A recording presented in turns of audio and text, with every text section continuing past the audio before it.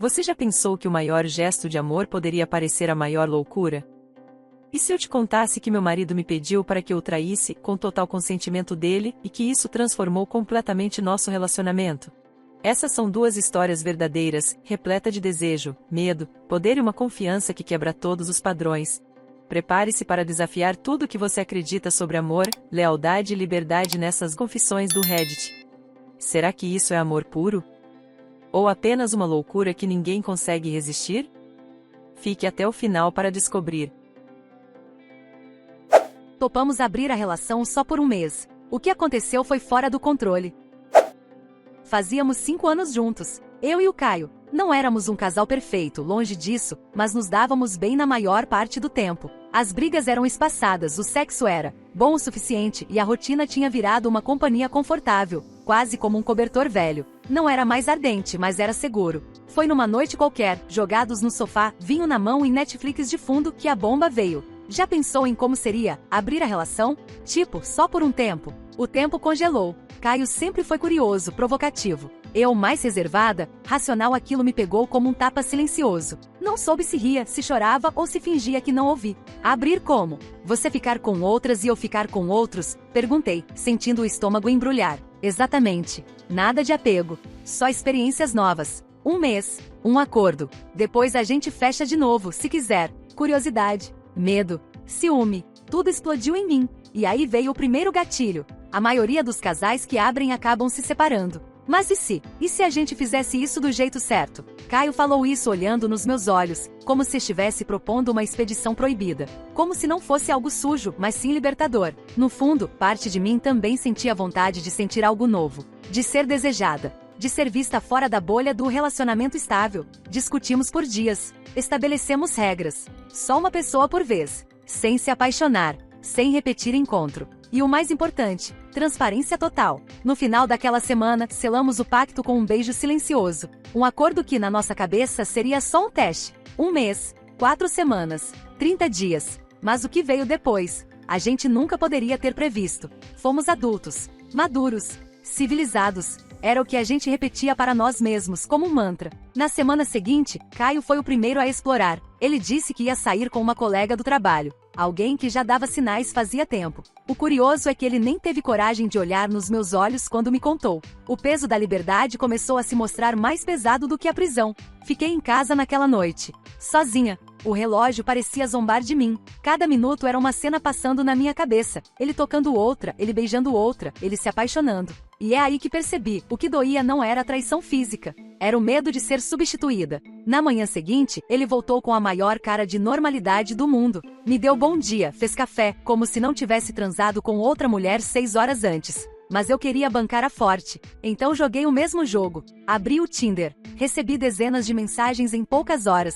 Homens de todos os tipos. Diretos, desrespeitosos, gentis, fakes. Até que um me chamou a atenção, Léo. Simples, educado, nada agressivo. Conversamos a tarde inteira. Ele parecia interessado em mim, e não só no meu corpo. Marcamos de sair. E naquela noite vesti uma roupa que não usava há anos. Salto, batom vermelho, perfume doce. Me olhei no espelho e pensei, se ele pode, eu também posso. O encontro foi leve. Léo me fazia rir. Ele ouvia. Tinha um olhar que me despia com respeito. No final da noite, ele me levou até em casa, me segurou pela cintura e disse, você merece ser olhada assim. Como se fosse única. A frase ficou gravada em mim. Naquele momento entendi que eu estava mergulhando em algo muito maior que um acordo de um mês. Voltei para casa, entrei e Caio estava no sofá. Nos olhamos. E pela primeira vez em anos, não nos reconhecemos. Acordamos no mesmo teto, dormimos na mesma cama, mas parecia que tínhamos virado estranhos íntimos. Nosso pacto ainda estava valendo. E aos olhos de quem não sabia, continuávamos um casal normal. Mas a verdade é que algo havia sido desbloqueado. E não tinha como voltar ao ponto de partida. Nos primeiros dias, fingíamos normalidade. Tomávamos café juntos, dividíamos a louça, trocávamos piadas no WhatsApp. Mas as entrelinhas estavam carregadas. A pergunta pairava no ar como um fantasma. Com quem você esteve ontem? Léo me mandava mensagens todas as manhãs. Ele era gentil, presente, curioso sobre mim. E não demorou muito para um novo encontro acontecer. Dessa vez, nos beijamos como se nossos corpos estivessem esperando há anos. Ele me elogiou. Me tocou com atenção, me despiu com cuidado. E o pior, eu gostei, muito. Na volta para casa, meu celular vibrava com mensagens do Caio. Ele dizia que ia sair de novo. Não perguntou onde eu estava. Não perguntou com quem. Estávamos jogando um jogo perigoso, e silenciosamente ambos estávamos perdendo. No terceiro encontro com Léo, algo dentro de mim começou a rachar. Não era só sexo. Era o carinho, a leveza, a ausência de cobranças. Era como se alguém estivesse me mostrando que a vida podia ser diferente, e que talvez o Caio já não fosse o meu lugar. Uma noite, voltando para casa, Caio estava acordado me esperando. Se divertiu. Ele perguntou seco, sem ironia, mas com um peso nos olhos. Sim. E você? Respondi. Ele assentiu com a cabeça, mas ficou em silêncio. Nos deitamos. Viramos de costas. E ali, lado a lado, o espaço entre nós parecia o de um planeta inteiro. No fundo, sabíamos. O que começamos como um jogo estava nos devorando por dentro. As regras estavam claras desde o início. Mas a verdade? As emoções nunca respeitam contrato. Na quarta semana do nosso acordo, comecei a evitar ficar em casa. Não por raiva do Caio, mas porque estar ao lado dele era como conviver com uma ferida exposta e fingir que não estava sangrando. A relação com Léo já tinha virado algo constante. Conversávamos todos os dias, trocávamos confissões, ríamos de besteiras. E por dentro, algo me dizia: isso não é mais só sexo, é conexão. Um sábado à tarde, Léo me chamou para um piquenique. Foi simples, mas significativo. Deitamos na grama, e ele colocou a cabeça no meu colo. Você está apaixonada por ele? Ele perguntou. Aquilo me travou. Pela primeira vez, alguém colocou em voz alta o que eu vinha tentando abafar. Eu não sei, respondi. Mas a dúvida já era quase uma certeza. Enquanto isso, Caio também estava mergulhado em sua própria narrativa. Comecei a notar comportamentos estranhos. Banhos longos. Sorrisos no celular. Uma leve culpa nos olhos. Até que uma noite, durante o jantar, ele disse com voz baixa: tem uma pessoa com quem eu tenho me encontrado mais do que deveria. Eu só encarei. O silêncio era mais confortável do que a conversa. Ela me entende. Me faz rir. Me escuta. Que você quer continuar com ela? A pergunta saiu sem filtro. Ele hesitou. Eu não sei. Ali estávamos nós. Dois corpos lado a lado, cada um emocionalmente preso a outra pessoa. A proposta inicial de um teste virou uma bomba relógio. A contagem já estava quase no fim. O mês estava acabando. E com ele, a chance de fingirmos que poderíamos voltar a ser o que éramos antes. No calendário, era o último dia do acordo. 30 dias. 4 semanas. Um mês inteiro jogando roleta russa com o nosso coração. A proposta era simples. No fim do prazo, a gente sentaria, conversaria com maturidade e decidiria se voltaria à exclusividade. Mas naquela manhã, quando acordei e olhei para o Caio ao meu lado, percebi que algo fundamental já havia mudado. O olhar dele já não era o mesmo. Nem o meu. Ficamos em silêncio quase o dia todo. Era como se estivéssemos ambos em luto, mas sem coragem de enterrar aquilo que morreu. No fim da tarde, Caio quebrou o gelo. A gente precisa conversar. Nos sentamos no sofá, onde tudo começou. Sem vinho. Sem Netflix. Sem distrações. Eu não sei se consigo mais voltar a ser o que éramos dele começou.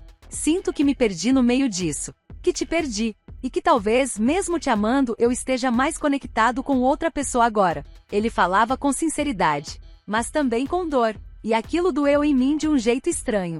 Porque eu sentia exatamente o mesmo. Léo me faz sentir viva de novo, confessei. Não é só sobre sexo. É sobre me ver com outros olhos. E perceber que talvez eu estivesse apagada há muito tempo. Nos encaramos. Não havia raiva. Nem escândalo. Nem ofensa. Havia, sim, um vazio cheio de amor mal resolvido. A gente se ama? Perguntei, quase sussurrando. Eu acho que sim. Mas, amar não significa ser suficiente, né? Essa frase me atingiu como uma lâmina afiada. Ali, no fim de tudo, percebi que abrir a relação não destruiu o nosso amor. Apenas revelou o quanto ele já estava frágil. Como uma casa de madeira velha que, ainda em pé, já não suportava mais o vento. Não houve briga. Não houve gritos. Apenas um longo abraço. Um choro silencioso. E o silêncio que só os fins verdadeiros sabem fazer. Mas a história ainda não acabou. Porque o mais difícil de tudo veio depois. Caio saiu de casa 2 dias depois. Sem drama. Sem malas arrastadas em silêncio ou portas batendo. Foi uma despedida, respeitosa demais. E talvez por isso mesmo mais dolorosa. Fiquei olhando para a sala vazia. O canto onde ele deixava os sapatos. A prateleira onde estavam nossos livros misturados. As coisas saíram, mas a presença ficou. Léo continuava presente. Mas agora tudo parecia diferente. Antes, ele era o escape. Agora, era o que tinha sobrado. Nos encontramos para jantar na semana seguinte. Ele estava feliz, Acreditava que agora poderíamos viver algo real, sem segredos, sem jogos. Mas eu só conseguia pensar que talvez tivesse perdido o Caio não por traição, mas por uma liberdade que nenhum dos dois sabia como manejar. Você está bem? Ele perguntou, tocando minha mão. Eu acho que sim. Só ainda estou me encontrando. Ele sorriu, compreensivo, mas também decepcionado, porque ele esperava mais de mim, e eu ainda estava presa no entre. Não demorou para que o brilho dos nossos encontros começasse a apagar. Não porque Léo fosse ruim, mas porque no fundo ele nunca foi a causa e foi a consequência. Enquanto isso, Caio mandou mensagem. Podemos conversar um dia desses? O coração disparou. Aceitei. Nos encontramos num café pequeno, discreto. Ele estava diferente, mais leve, mas ainda com aquele olhar que conhecia todos os meus silêncios. Acho que a gente precisava viver isso para entender o que estava quebrado. Que você entendeu? Entendi que liberdade não cura ausência, e que eu ainda sinto sua falta. Mas talvez, agora, de outro jeito. Conversamos por horas. Não voltamos. Não nos beijamos. Não prometemos nada. Mas naquele encontro, entendi que às vezes abrir a relação não é sobre querer outros corpos. É sobre tentar encontrar o que se perdeu dentro de nós mesmos. E às vezes o que encontramos não é o que esperávamos. A fase seguinte foi silenciosa. Nem com Léo nem com Caio. Só eu, frente a frente comigo mesma. Pela primeira vez em anos, me vi sozinha numa cama grande demais. O guarda-roupa tinha espaços vazios, e o espelho parecia me encarar com uma franqueza cruel. Senti falta de coisas pequenas. Do café que Caio fazia do jeito certo. Da forma como ele coçava a barba quando estava pensando. Dos silêncios confortáveis, até mesmo das brigas que pareciam sem sentido. Mas também percebi o quanto eu tinha me diminuído ao longo da relação. Quantas vezes deixei de sair, de me arrumar, de dizer o que sentia só para manter a paz. E que talvez por trás de toda essa calmaria, havia uma mulher que já estava gritando há tempos. Só que ninguém ouvia. Nem eu. Foi nesse processo que comecei a me reconstruir. Voltei a ler, a me maquiar sem ter pra quem, a dormir no meio da cama. Comecei a sair sozinha, tomar vinho comigo mesma. Redescobri que meu corpo não precisava de validação constante. E que o vazio que Caio deixou não era novo. Ele só ficou visível. Léo ainda tentava manter contato, mas eu já não conseguia mais me envolver com ele sem me sentir injusta. Era como se ele fosse um lembrete de uma fase que me transformou, mas que precisava ser encerrada com gratidão, e não com apego. Mandei uma mensagem curta. Obrigada por tudo. De verdade. Mas eu preciso de um tempo. Pra mim. Ele não respondeu. E eu entendi. Não era sobre mágoa. Era sobre ciclos. Alguns abrem portas. Outros ensinam a fechá-las. 3 meses depois do fim do nosso experimento, do afastamento e das feridas, o inesperado aconteceu. Estava em uma livraria, olhando distraidamente uma prateleira de romances, quando ouvi aquela voz familiar atrás de mim. Sabia que você ainda escolheria a sessão de drama. Virei devagar, já reconhecendo o tom antes mesmo do rosto. Era o Caio. Ele sorria com aquele meio sorriso torto que sempre aparecia quando estava nervoso. E você continua julgando meus livros? Rebati rindo. Conversamos ali mesmo, entre livros e memórias. Falamos da vida, do trabalho, dos tropeços, das saudades. Mas agora havia um clima diferente. Não era tensão sexual, nem nostalgia romântica. Era paz e uma leve melancolia. Tomamos um café na esquina. Ele me contou que seguiu em frente por um tempo, mas que nenhuma relação tinha passado da superfície. Eu disse que estava me redescobrindo. Que estava bem, sozinha mas inteira. Ele olhou nos meus olhos e disse algo que ficou ecoando. Talvez a gente só tenha feito tudo na ordem errada. Fomos casal antes de sermos indivíduos. Aquilo bateu fundo, porque era verdade. Fomos parceiros antes de nos conhecermos. Tentamos sustentar uma casa sem antes construir as fundações internas. Você acha que a gente teria dado certo se tivesse feito diferente? Perguntei. Ele sorriu, mas não respondeu, porque algumas perguntas não precisam de resposta. Precisam apenas ser aceitas. Nos despedimos com um abraço longo. E naquele toque percebi, o amor pode não ter acabado. Mas o que ele era, não cabia mais no presente. Às vezes a gente ama alguém de um jeito que só faz sentido no passado. E tudo bem. Confissão 2. Meu marido quer ser traído. Isso é amor, loucura, ou os dois? Nunca achei que um dia ouviria aquilo. Estávamos casados há 7 anos. Eu e o Daniel. Tínhamos uma vida estável, confortável, sem grandes turbulências. Ele sempre foi carinhoso, prestativo, um homem de princípios, ou pelo menos era o que eu achava. Até aquela noite. Estávamos na cama, luz baixa, conversas aleatórias depois de um jantar leve. E então ele disse, quase como quem joga uma ideia absurda só para ver a reação: "Você já pensou em ficar com outro homem, comigo sabendo?" Fiquei em silêncio. Achei que fosse piada. Mas ele continuou, agora olhando direto nos meus olhos. "Sério. É um desejo que eu tenho há anos. Me excita imaginar você com outro." Meu coração acelerou. Uma mistura de confusão, receio e curiosidade. "Você quer que eu te traia?" Perguntei, tentando entender onde aquilo ia parar. "Não traição. Eu quero que seja consensual. Eu quero permitir. Assistir, talvez. Ou só saber. Sentir isso. Não é que eu ache que você deva me substituir, mas me dá prazer pensar nisso." Eu não soube o que dizer. Fiquei calada. Deitei, virei de lado e fingi dormir. Mas por dentro, algo tinha sido despertado. Nos dias seguintes, aquela conversa não saía da minha cabeça. A ideia me incomodava, e ao mesmo tempo, me intrigava. Como alguém podia amar e, ainda assim, desejar ser colocado de lado? Era isso que ele queria? Ser humilhado? Ou havia algo mais profundo por trás daquele fetiche? Comecei a pesquisar. Descobri que esse desejo tinha nome: cuckold. Um fetiche real, praticado por muitos casais ao redor do mundo. Li relatos, vi fóruns, ouvi podcasts. E, quanto mais lia, mais percebia que não era apenas sobre sexo. Era sobre entrega total, perda de controle, submissão emocional. Daniel não era louco. Ele era vulnerável. Pela primeira vez, talvez mais do que eu. E foi aí que me fiz uma pergunta perigosa. E se eu dissesse sim? E se eu vivesse isso com ele?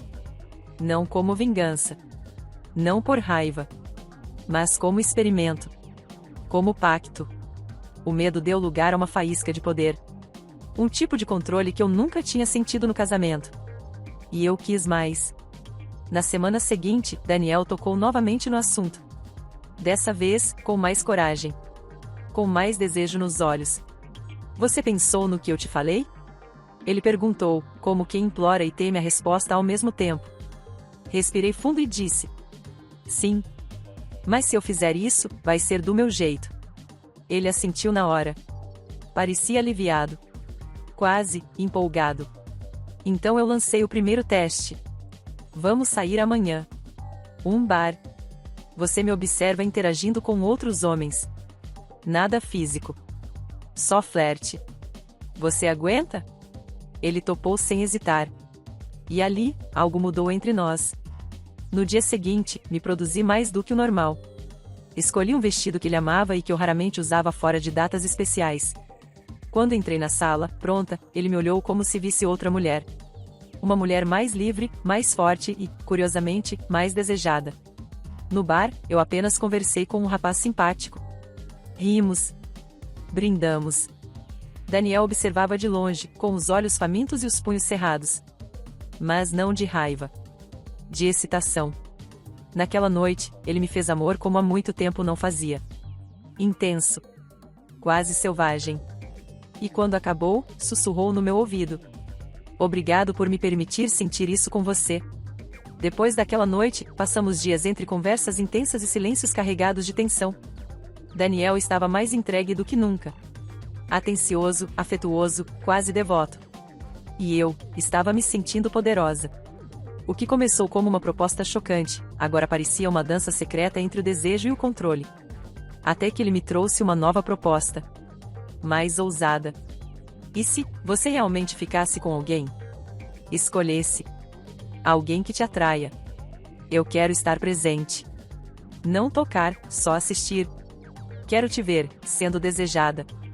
Na hora, meu corpo congelou. Era o passo que eu sabia que ele queria. Mas ouvir em voz alta era outra coisa.